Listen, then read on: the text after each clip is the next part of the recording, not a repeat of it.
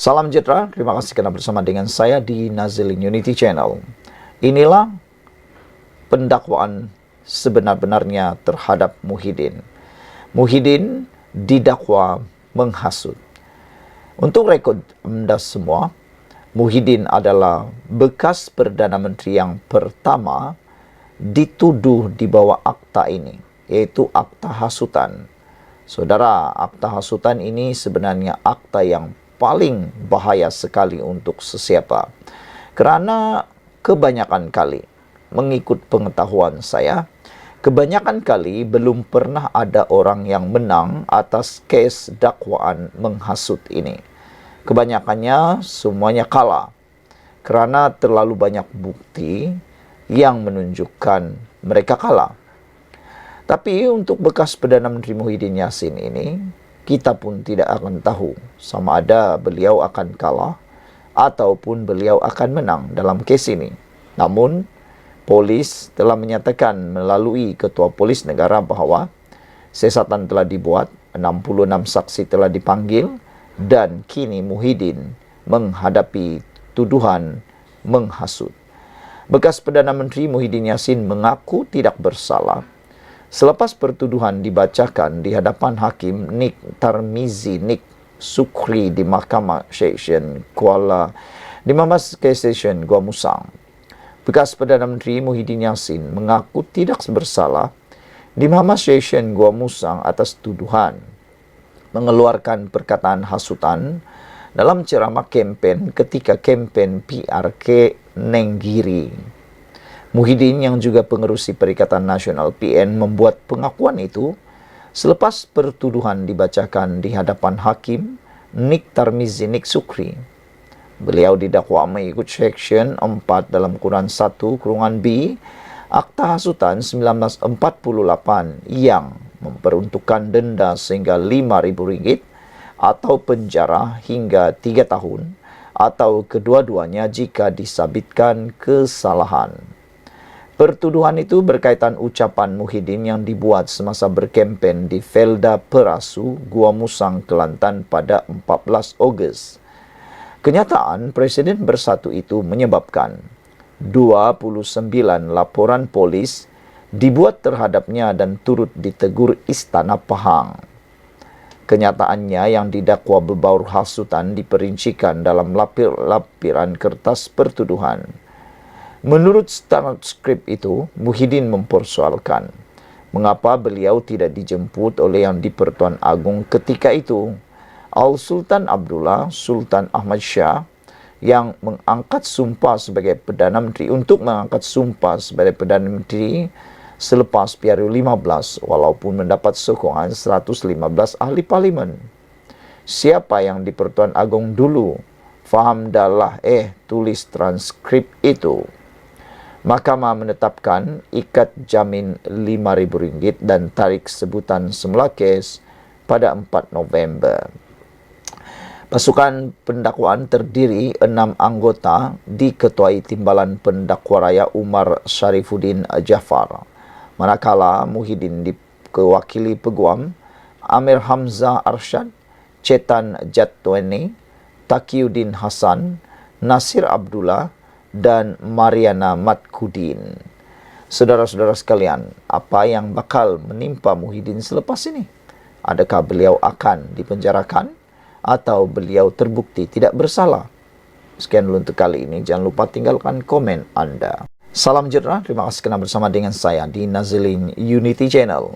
Patutlah Muhyiddin pergi ke Gua Musang hari ini. Bagi menghadapi pertuduhan mengikut akta hasutan di Mahkamah Gua Musang hari ini, Tan Sri Muhyiddin Yassin, 77 tahun, sedang menerima akibat daripada ceramah kontroversinya yang menyentuh isu 3R, Raja, Agama dan Kaum. Susulan kempen pilihan raya kecil PRK Dewan Undangan Negeri Dun Nenggiri lalu, Muhyiddin kini disiasat mengikut Seksyen 4 dalam kurungan 1 Akta Hasutan, Seksyen 233 Akta Komunikasi dan Multimedia 1998 serta Seksyen 504 Kanun Keseksaan. Semua itu berlaku lantaran Muhyiddin tidak sudah-sudah membangkitkan jumlah akhwan bersumpah SD yang konon dimilikinya, sekaligus dilihat mempertikai kewibawaan yang di Pertuan Agong ke-16 melantik Datuk Seri Anwar Ibrahim sebagai Perdana Menteri ke-10 pada November tahun 2022 yang lalu. Sebelum ini, kertas siasatan berhubung ucapan pengerusi Perikatan Nasional PN itu merangkap Presiden Bersatu itu sudah diserahkan kepada pejabat peguam negara untuk tindakan lanjut. Ketua Polis Negara Tan Sri Razarudin Hussein dilaporkan berkata, polis sudah pun mengambil keterangan 66 saksi bagi membantu siasatan. Terdahulu, tular di media sosial ucapan bekas Perdana Menteri itu yang dikatakan menyentuh kewibawaan Sultan Pahang, Al-Sultan Abdullah Riyadiyatuddin Al-Mustafabillah Shah ketika baginda menjadi yang di-Pertuan Agong ke-16. Lebih menggemparkan apabila pada 19 Ogos Tengku Mahkota Pahang, Tengku Hasanal Ibrahim Alam Shah menzahirkan kemurkaan dan rasa amat terkilan. Perasaan putra Sultan Pahang itu dizahirkan atas tindakan Muhyiddin yang secara sengaja dan sinis memperlekeh dan mempertikaikan tugas serta peranan Sultan Pahang ketika baginda menjadi yang di Pertuan Agong ke-16. Tengku Hasanal menerusi kenyataan dikeluarkan Istana Abdul Aziz Mahu, Polis Diraja Malaysia PDRM mengambil tindakan tegas tanpa kompromi terhadap Muhyiddin yang secara sengaja menyentuh sentimen 3R. Muhyiddin yang juga ahli Parlimen Pagoh kemudian pada 21 Ogos menyerahkan beberapa dokumen kepada polis sepanjang tempoh sejam memberi keterangan bagi membantu siasatan berhubung kenyataan itu. Saudara-saudara sekalian, apa yang lebih teruk lagi ialah satu keratan infografik yang turut disertakan dalam laporan ini menulis Muhyiddin penderhaka. Ucapan dan tindakan Muhyiddin kerap menyinggung Sultan hingga pernah menyebabkan ketegangan hubungan kerajaan dan istana. Buktinya pada 29 Julai tahun 2021, timbul duka cita yang di Pertuan Agong Sultan Abdullah apabila Muhyiddin meneruskan pelanjutan darurat tanpa perbincangan atau perkenan penuh daripada Agong ketika COVID-19. Selain itu, pada 12 September tahun 2023, ini juga telah mengundang teguran Sultan Selangor apabila tindakan Muhyiddin mengeluarkan fatwa haram sekiranya mengundi calon PH ketika PRK Kulai mendapat teguran dari Sultan Selangor.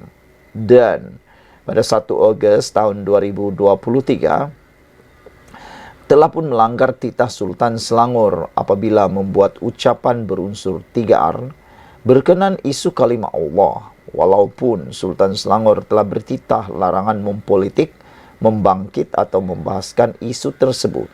Dan terkini pada 19 Ogos tahun 2024, Muhyiddin telah mencetuskan murka Tengku Mahkota Pahang apabila perlekeh dan pertikai tugas serta peranan Sultan Pahang, Al-Sultan Abdullah ketika baginda menjadi yang di Pertuan Agong yang ke-16.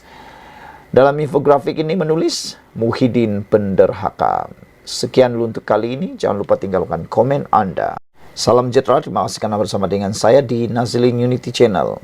Ini kejutan paling besar yang berlaku dalam kes pendakwaan terhadap Muhyiddin Yassin hari ini di mahkamah. Apa yang berlaku mengejutkan semua. Ada yang mula mengatakan, adakah Muhyiddin sekarang sudah terbiar terkapai berseorangan tanpa sokongan daripada parti yang lain?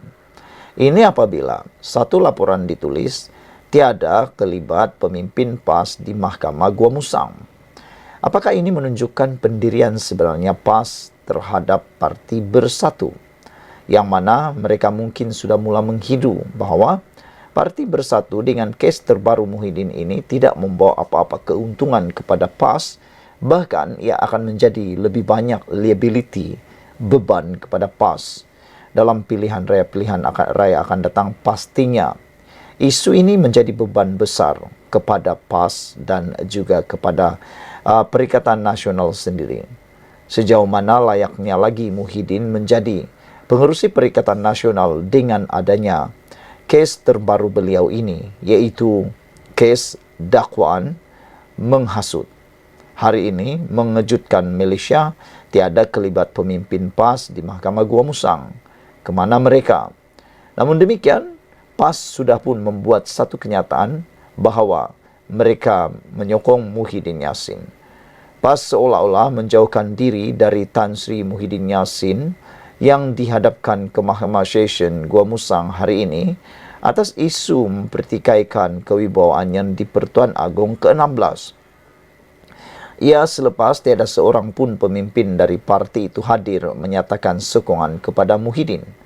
Hanya pemimpin tertinggi Bersatu yang dilihat hadir, antaranya Setiausaha Agung Bersatu Datuk Seri Hamzah Zainuddin dan Ketua Penerangan Datuk Seri Muhammad Azmin Ali dan Naib Presidennya Datuk Dr. Razi Jidin. Turut dilihat Ketua Pemuda Bersatu Wan Faisal Wan Ahmad Kamal. Muhyiddin menghadapi pertuduhan mengikut Seksyen 4 dalam kurungan 1 Akta Hasutan 1948 susulan ceramahnya yang didakwa menyentuh isu raja, agama dan kaum 3R pada kempen pilihan raya kecil PRK Dewan Undangan Negeri Dun Nenggiri awal bulan ini. Kini, Muhyiddin telah pun mencipta rekod dalam kes ini apabila lebih 300 laporan polis terhadap Muhyiddin telah dibuat, termasuk laporan dari Istana Pahang sendiri. Muhyiddin kini membuat cipta rekod dalam satu-satu kes menerima laporan polis lebih 300 untuk satu kes bagi seorang Perdana Menteri. Perkara ini menunjukkan ianya sangat serius dan telah menyebabkan rakyat Malaysia turut berduka cita. Pendakwaan hari ini menjadikan beliau bekas Perdana Menteri pertama yang dituduh mengikut undang-undang berkenan. Saudara, ini satu perkara yang paling mengecewakan ramai orang. Sebelum ini, Tengku Hassanal dilaporkan murka dan amat terkilan terhadap tindakan Muhyiddin yang secara sengaja dan sinis memperlekeh dan mempertikaikan tugas serta peranan Sultan Pahang, Al-Sultan Abdullah Riyatuddin Al-Mustabilah Shah ketika baginda menjadi yang di Pertuan Agong ke-16. Menerusi kenyataan yang dikeluarkan Istana Abdul Aziz, Tengku Hassanal mahu PDRM mengambil tindakan tegas tanpa kompromi terhadap Muhyiddin yang secara sengaja menyentuh sentimen 3R. Dilaporkan 7 orang peguam akan disediakan mewakili Presiden Bersatu itu. Sekian untuk kali ini. Jangan lupa tinggalkan komen anda, tekan butang subscribe. Salam sejahtera, terima kasih kerana bersama dengan saya di Nazilin Unity Channel. Hari ini kita digemparkan dengan keputusan daripada mahkamah. Akhirnya mahkamah menolak permohonan Daim Zainuddin untuk kes didengar hakim lain. Ada netizen mengatakan bahawa mengapa perlu tukar-tukar hakim? Apa keperluannya? Adakah kalau hakim lain yang dengar akan ada peluang untuk menang? Atau ada peluang lebih untuk kalah? Mana satu yang benar? Anda tulis dalam ruangan komen. Mengapa harus bertukar-tukar hakim? Bukankah hakim itu sama saja memegang keadilan? Hakim Mahkamah Session Azura Alwi membuat keputusan selepas mendapati pemohon gagal membuktikan kemungkinan berlaku berat sebelah. Mahkamah Session Kuala Lumpur hari ini menolak permohonan bekas Menteri Kewangan Daim Zainuddin supaya kes gagal mematuhi notis dengan tidak mengisytiharkan harta termasuk beberapa kenderaan mewah, syarikat dan hartanah didengar Hakim Mahkamah Session lain.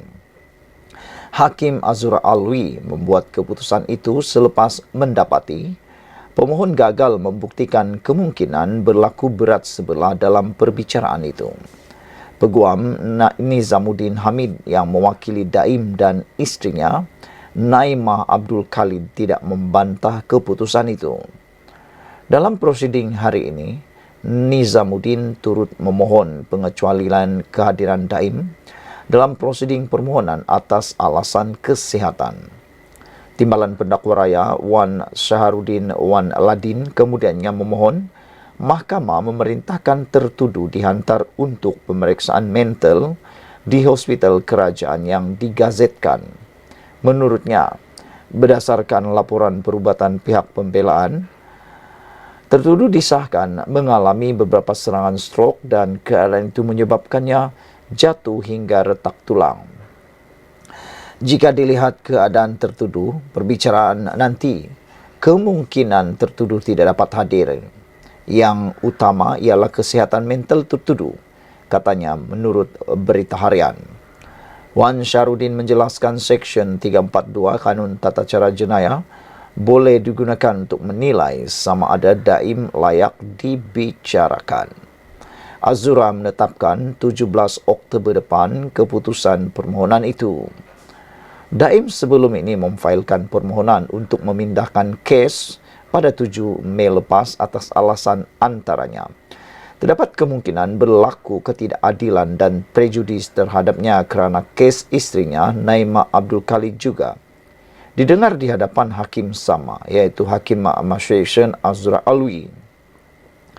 Pada 29 Januari lepas, Daim atau nama sebenarnya C. Abdul Daim Zainuddin, 86 tahun, mengaku tidak bersalah atas pertuduhan gagal mematuhi notis dengan tidak mengisytiharkan harta termasuk beberapa kenderaan mewah, syarikat dan hartanah di sekitar Kuala Lumpur, Selangor, Pahang, Negeri Sembilan, Perak dan Kedah. Naimah pula 66 tahun didakwa pada 23 Januari lepas atas satu pertuduhan gagal mematuhi notis dengan tidak mengisytiharkan harta termasuk Menara Ilham dan beberapa hartanah di sekitar Kuala Lumpur dan Pulau Pinang. Mereka didakwa mengikut Seksyen 36 dalam kurungan 2 Akta Suruhanjaya Pencegahan Rasuah Malaysia 2009 yang membawa hukuman penjara tidak melebihi 5 tahun dan didenda maksimum RM100,000 jika sabit kesalahan. Sekian dulu, jangan lupa tinggalkan komen anda.